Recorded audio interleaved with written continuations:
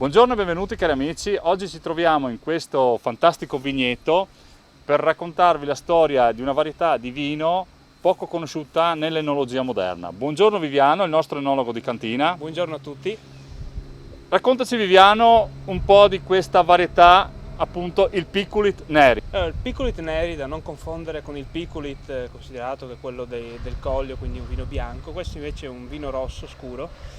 La sua storia è antica, è stata dimenticata, è stato ripreso negli ultimi anni poiché le sue caratteristiche che lo pongono simile al refosco sono di un vino rosso molto corposo, con gradazione alcolica anche piuttosto alta, comunque si parla di 13 gradi e mezzo, e che è adatto soprattutto per carni, è un vino molto corposo. Bene Viviano, raccontami un attimo che tipo di lavorazione si fa sul Piculit Neri dopo la vendemmia.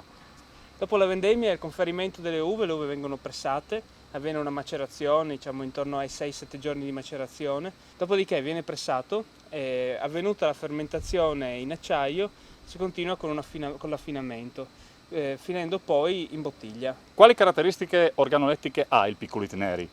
Ha un gusto fruttato, è un colore molto, molto intenso e come detto è molto corposo, molto tannico.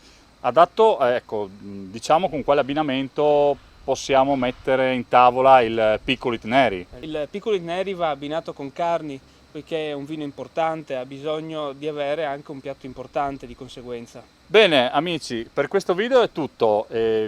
Abbiamo aggiornato il nostro shop, abbiamo inserito anche il Piculit Neri, per cui se volete acquistare questo fantastico prodotto potete farlo tranquillamente dove troverete il link qui sotto in descrizione. Rimanete con noi per il prossimo appuntamento. Ciao e a presto! Ciao a tutti!